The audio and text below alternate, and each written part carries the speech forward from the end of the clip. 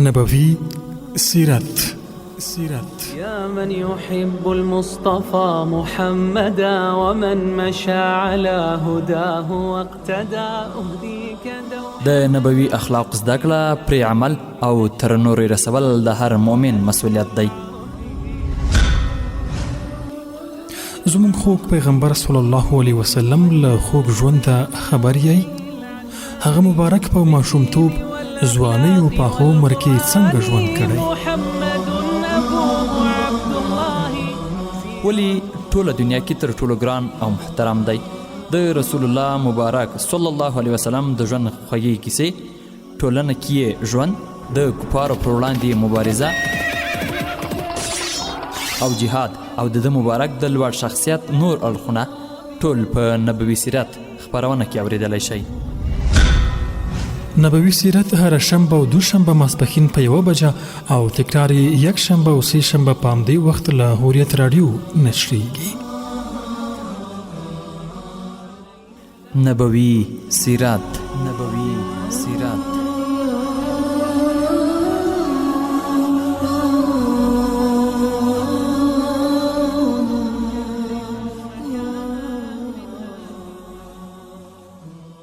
وتستمر سلسلة في السيرة المؤصلة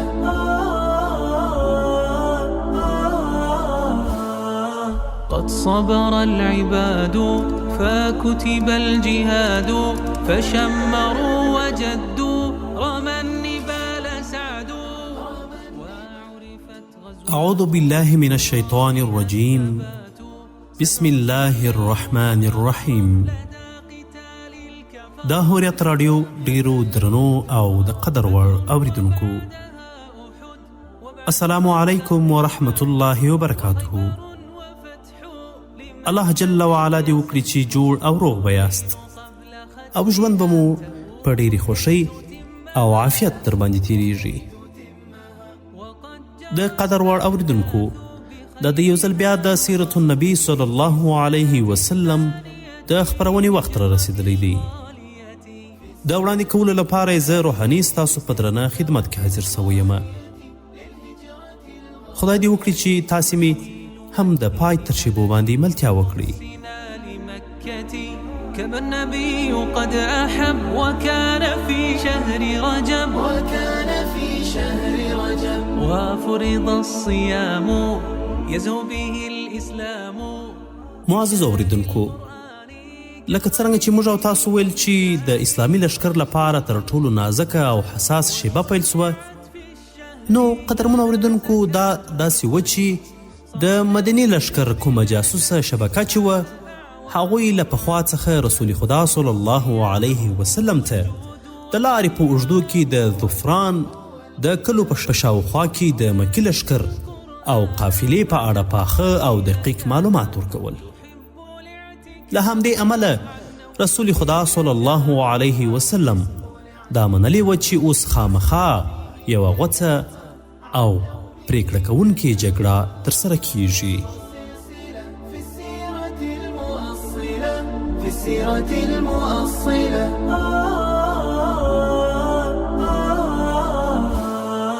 قد صبر العباد. اوس هغه وخت چې ټول ملګري باید د همت، میړانې، زړورتیا او شجاعت ننداره وکړي.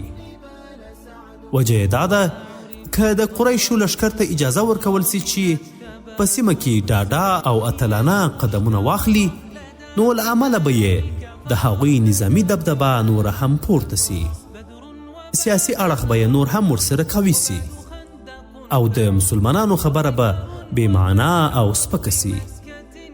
العیاذ بالله شان به یې کښته سي او ډیر امکان لري چې مسلمانان داسې سي لکه یو بې روحه جسد.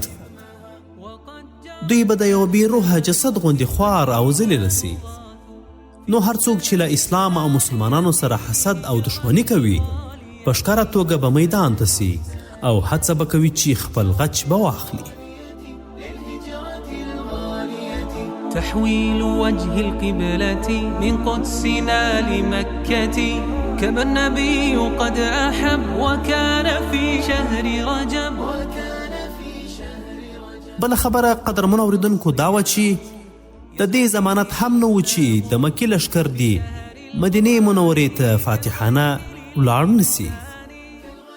یعنی دا احتمال هم و چې د مکې لښکر دې مدینې منورې ته داخل سي. جګړه به د مدینې په کلي او کورونو کې پیل سي او مسلمانان به په خپلو کورونو او کوڅو کې ووهل سي چې دا بیا لوی شرم او فغور دی. دا هر څه درنو اوریدونکو ممکن وه او که مکې لښکر مدینې ته داخل سوی هم نه وای او الله مکړه مدینې لښکر لږ ځانونه سست کړي وای د څو شیبو لپاره یې ماته او ښکتهوالی منلی وای نو بیا به هم د مسلمانانو شان ښکته سوی وای. دبدبه به یې ختمه سوې وای او نوم به یې ډېر سپک سوی وای. نو څرګنده ده چې داسې حالاتو کې باید د همت او میړانې ننداره وړاندې سي. قدرمنو اوریدونکو، رسول خدا صلی الله علیه وسلم حالاتو ته په کتلو او څارنې سره د دې ناببره او خطرناک انقلابي حالت د سمون په موخه یوه لوړه او مهمه نظامي مشورتي غونډه جوړه کړه. بدر وبعدها أحد وبعد خندق فعد وخيبر وفتح لمكة يصح حنين قبل ختم. اوسنۍ وضع یې پکښې تشریح کړه او بیا یې د هر جنګیالي او قمندان نظر او مشره په جلا جلا توګه واورېدله. دا هغه ځای و چې د ځینو خلکو زړونه په رپېدو سوه او له مخامخ جګړې څخه یې ډډه کوله. الله جل وعلا داسې فرمایي په دې اړه: بسم الله الرحمن الرحيم كما أخرجك ربك من بيتك بالحق وإن فريقا من المؤمنين لكارهون يجادلونك في الحق بعدما تبين كأنما يساقون إلى الموت وهم ينظرون. ژباړه د دې مالونو په اړه هم هماغسې صورت رامنځته کیدونکی دی لکه څنګه چې ته الله جل وعلا له خپل کور څخه په حق سره وویستلې او حال دا چې د مؤمنانو د یوې ډلې خوښه نه وه. دوی د حق له ښکاره کېدو وروسته هم له تا سره داسې بحث کاوه لکه دوی چې مرګ ته کشیږي او دوی ورته ګوري ځکه چې دوی سره سړي او وسله کمه وه. قد صبر العباد فكتب الجهاد فشمروا وجدوا رمى النبال سعدوا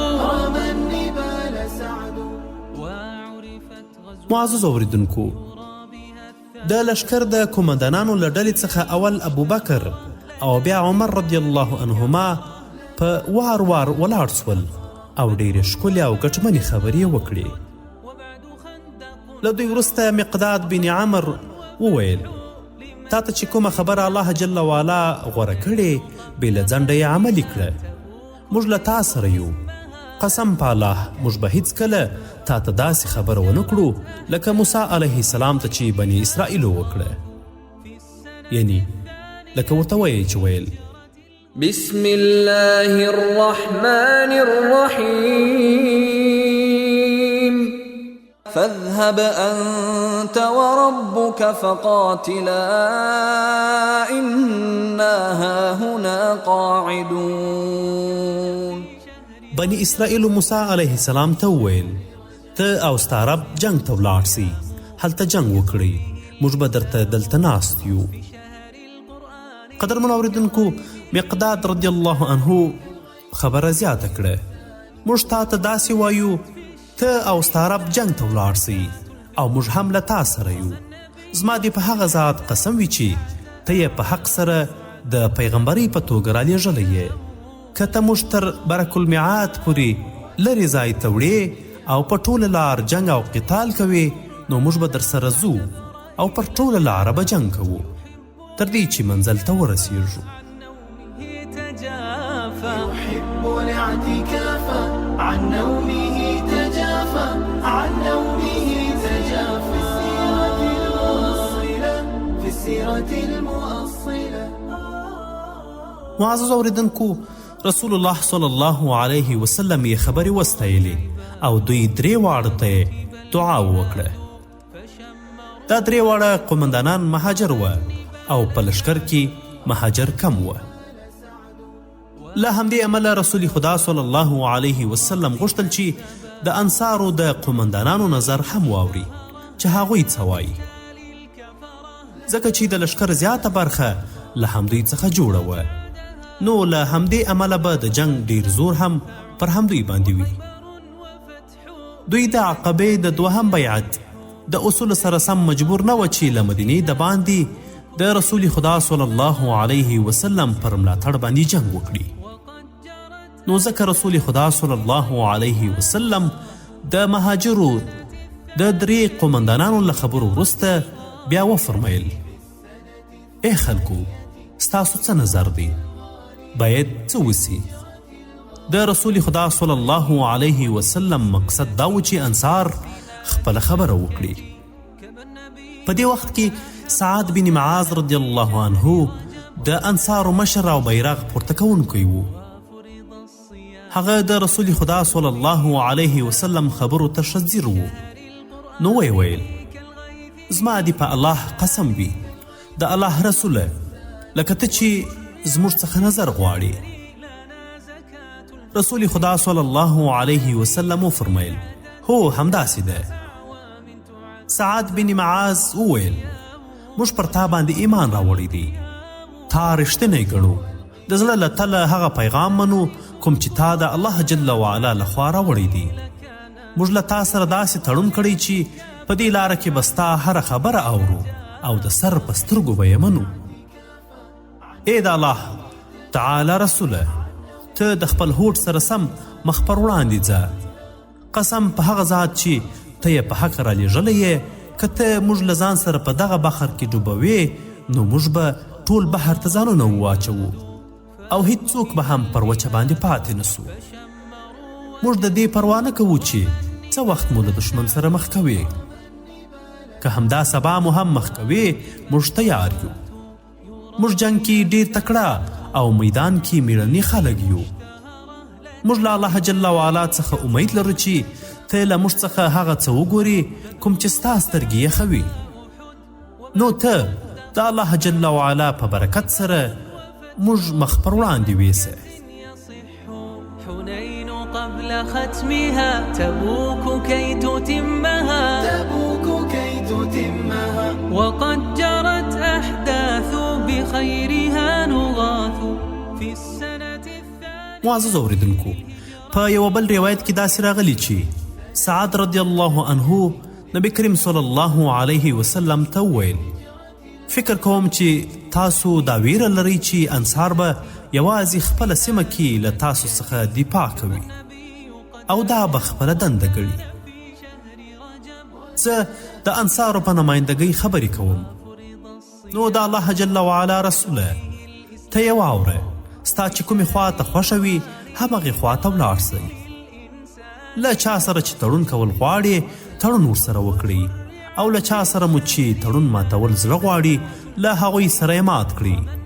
زموږ مال کې چې کوم مال ستاسې خوښ وي همغه واخلئ، او څه چې ستاسو خوښ وي همغه موږ ته پرېږدئ. خو کوم مال چې تاسو واخلئ، دا مال موږ ته له هغه مال څخه خوښ دی کوم چې تاسو موږ ته راپرېږدئ. تاسو چې هره فیصله کوئ موږ ورباندې راضي یو. قسم په الله، که تاسو موږ له ځان سره تر برک المعاد پورې وړئ، نو موږ به در سره تلو ته تیار یو. او کله موږ سره ځان بحر ته غورځوئ، نو موږ ټول به له تا سره یو ځای ځانونه هغه بحر ته وغورځوو. نبی کریم صلی الله علیه وسلم چې د سعد بن معاذ رضی الله عنه خبرې واورېدلې، ډیر خوشحال سو او ویې فرمیل: ولاړ سئ او دا زیری قبول کړئ چې الله جل وعلا له ما سره د دوو ډلو څخه د یوې راکولو وعده کړې ده. قسم په الله، لکه زه چې همدا اوس د قریشو د وژلو ځای وینمه. وبعدها أحد وبعد خندق فعد وخيبر وفتح لمكة يصح حنين قبل ختمها تبوك كي تتمها. قدرمنو اوریدونکو، له دې خبرو اترو وروسته نبی کریم صلی الله علیه وسلم او ملګري یې مخ پر وړاندې روان سول. له طوفران څخه ورتیر سول او د اسافیر څو غرني کنډونه یې ووهل او د حنان په څیر غرغوندي غونډۍ یې راسته اړخ ته پرېښودله او د دیت نومي ځای ته ورسېدل. بیا له هغه ځای څخه ورتیر سول او د بدر سره په څنګ کې یې ځای جوړ کړ. په دې ځای کې درنو اوریدونکو، نبی کریم صلی الله علیه وسلم د هزر او سفر د کوثر او غار ملګری ابو بکر رضی الله عنه له ځان سره کړ او هڅه یې وکړه چې د مکي لښکر په اړه معلومات ترلاسه کړي چې په ناڅاپي توګه له یو عربي سپین ږیري سره مخ سول. رسول خدا صلی الله علیه وسلم ورڅخه پوښتنه وکړه چې د قریشو محمد صلی الله علیه وسلم او د هغه د ملګرو په اړه څه معلومات لري او کنه. سپین ږیري وویل اول باید تاسو ځانونه راوپیژنئ چې تاسو څوک یاست. نبی کریم صلی الله علیه وسلم وفرمیل که تا موږ ته معلومات راکړل نو موږ به هم ځانونه در وپیژنو چې موږ څوک یو. سپین ږیري وویل سمه ده، نو خبره د بدل سوه. رسول خدا صلی الله علیه وسلم وفرمیل هو همداسې به کوو. بیا سپین ږیري وویل ما ته دومره معلومات دي چې محمد مصطفی صلی الله علیه وسلم او د هغه ملګري په پلاني ورځ راوتلي دي. که ما ته رښتیا ویل سوي وي نو نن به هغه او ملګري یې په پلاني ځای کې وي. یعنی د هماغه ځای نوم یې واخیست چې مدني لښکر پکښې تم سوی و. بیا یې وویل او زه خبر سوی یم چې قریش په پلاني ورځ راوتلي دي. که ما ته رښتیا ویل سوي وي نو نن به هغوی په پلاني ځای کې وي چې د هماغه ځای نوم یې واخیست چې مکي لښکر پکښې اوسېدی. بیا یې وویل اوس تاسو ووایست چې له چا څخه یاست. نبی کریم صلی الله علیه وسلم ورته وفرمیل موږ له اوبو څخه یو. دا یې وویل او نور مخ پر وړاندې له ده څخه روان سول. سپین ږیري په حیرانتیا له ځان سره وویل له اوبو څخه یو، دا څنګه خبره وه؟ آیا د عراق له اوبو څخه؟ لمكة كما النبي قد أحب وكان في شهر رجب وفرض الصيام. نو قدرمنو اوریدونکو، تا هر څه پای ته ورسېدل او هر یو خپل په مخ باندې ولاړ. دا ورځ چې ماښام ته ورسېده نو په ماښام کې بیا رسول خدا صلی الله علیه وسلم څارونکي او معلومات کوونکي کسان د دشمن معلومولو لپاره ولیږل تر څو د مکي لښکر په اړه نوي او تازه معلومات ترلاسه کړي. د دې کار د ترسره کولو لپاره یې له مهاجرو څخه علي بن ابي طالب، زبیر بن عوام او سعد بن ابي وقاص رضی الله عنهم له څو نورو ملګرو سره ولیږل او دوی د بدر د اوبو پر لوري ولاړل.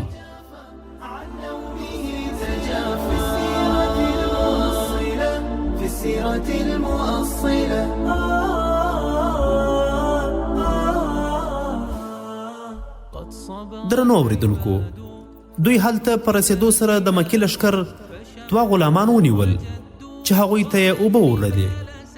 د نیولو وروسته یې سیده رسول خدا صلی الله علیه وسلم ته راویستل.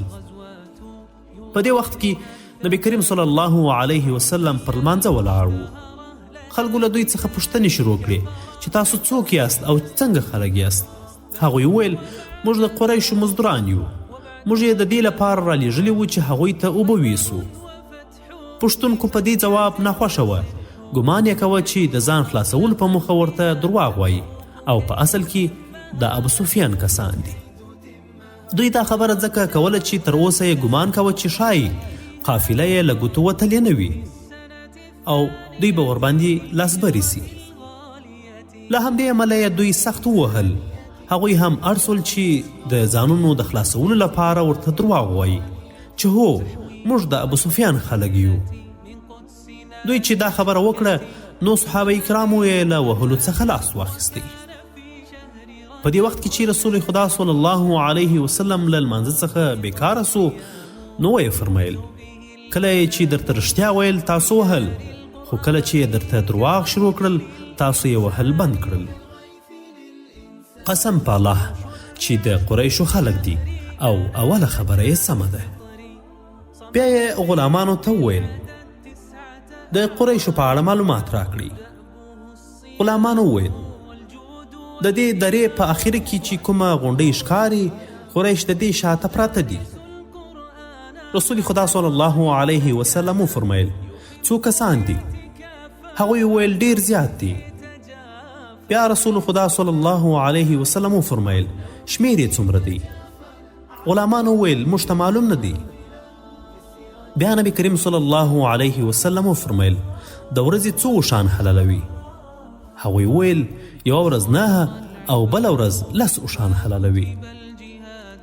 نبی کریم صلی الله علیه وسلم وفرمیل معلومیږي چې قریش به د 900 او 1000 ترمنځ وي. له دې وروسته یې له غلامانو پوښتنه وکړه قریشو سره په لښکر کې کوم مشران راغلي دي؟ هغوی وویل د ربیعه 2 زامن ابو البختری بن هشام، حکیم بن هذام، نوفل بن خویلید، حارث بن عامر، طعیمه بن عدی، نظر بن حارث، زمعه بن اسود، ابو جهل بن هشام، امیه بن خلف او داسې نور. بیا نبی کریم صلی الله علیه وسلم صحابه کرامو ته مخ کړ او ویې فرمیل مکې د خپل زړه ټوټې ستاسو مخې ته ایښي دي. نو بیا په دې شپه الله جل وعلا پر ټوله سیمه باران وکړ. فرق دا و چې د مشرکانو په سیمه کې سخت تیز او افتی و او د مسلمانانو په ځای کې میده میده او رحمتي و. د همدې سخت ورشت له امله د مشرکانو سیمه خټې او خرابه سوه چې تګ راتګ هم ورباندې سخت سو. خو د مسلمانانو په سیمه کې د رحمت سبب سو چې له امله یې مسلمانانو ځانونه پاک کړل، خپلې ستونزې یې حل کړې، زړونه یې کلک سول، خپلو کې یو بل سره وصل سول او د شیطان وسوسې ترې لیرې سوې. دا چې د مسلمانانو سیمه شګلنه وه نو الله جل وعلا د باران له امله ټینګه کړه او تخته یې کړه د دې لپاره چې د تګ او راتګ لپاره ښه سمه سي. يحب الاعتكاف عن نومه تجافى، يحب الاعتكاف عن نومه تجافى، عن نومه تجافى. في السيرة المؤصلة. قدرمنو اوریدونکو، دا چې مخکې څه وسوله تا به هم واورو، خو انشاءالله الرحمن په نورو خپرونو کې. نننۍ خپرونه او وخت هم دومره و، نور له تاسو سره مخه ښه کوو په دې هیله چې تاسو زموږ نورې خپرونې هم په غور او دقت سره واورئ. تاسو پر الله جل وعلا سپارو. پاتې شئ به مو نیکمرغه. السلام علیکم ورحمة الله وبرکاته.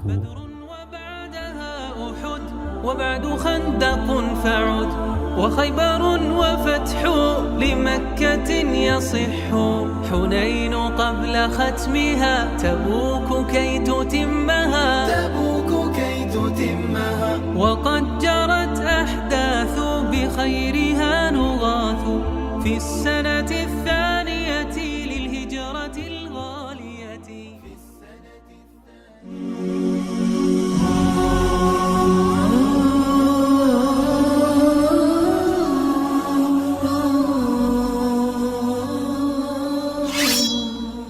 نبوي سيرت. يا من يحب المصطفى محمدا ومن مشى على هداه واقتدى، أهديك د نبوي اخلاق زده کړه، پرې عمل او تر نورې رسول د هر مؤمن مسؤلیت دی. زموږ خوږ پیغمبر صلی الله علیه وسلم له خوږ ژونده خبر یې هغه مبارک په ماشومتوب ځوانۍ او پاخه عمر کې څنګه ژوند کړی. ولی ټوله دنیا کې تر ټولو ګران او محترم دی د رسول الله مبارک صلی الله علیه وسلم د ژوند خوږې کیسې، ټولنه کې ژوند، د کفارو پر وړاندې مبارزه او جهاد او د مبارک د لوړ شخصیت نور اړخونه ټول په نبوي سیرت خپرونه کې اوریدلی شئ. نبوي سیرت هر شنبه او دوشنبه ماسپښین په 1 بجه او تکرار یې یک شنبه او سه شنبه په همدې وخت له هوریت راډیو نشریږي. نبوي سیرت، نبوي سیرت.